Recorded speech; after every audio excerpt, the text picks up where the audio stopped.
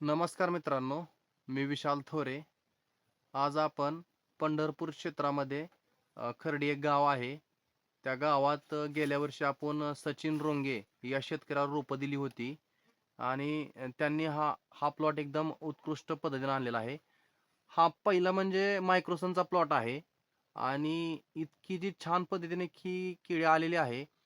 तर बघायला गेलं तर वरच्या फणीमध्ये आपल्याला एक 30-32 34 अशा खेळांची संख्या आहे आणि नंबर ऑफ हँड म्हणजे फण्यांची संख्या पण 10-11 आहे.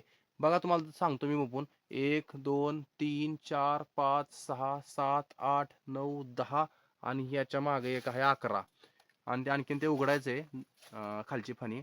तर खूप छान हा घड आलेला आहे.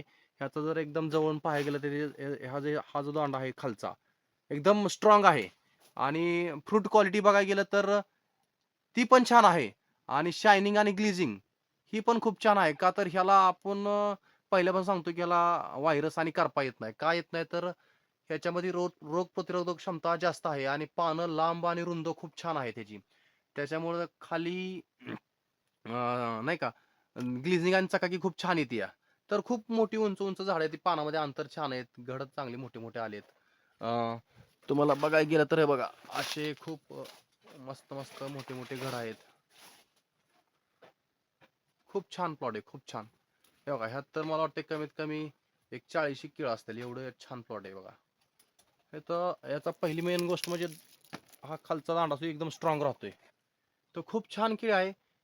तर मी लोकांना नक्की रिकमेंड करेल की मायक्रोसनची केळी लावा.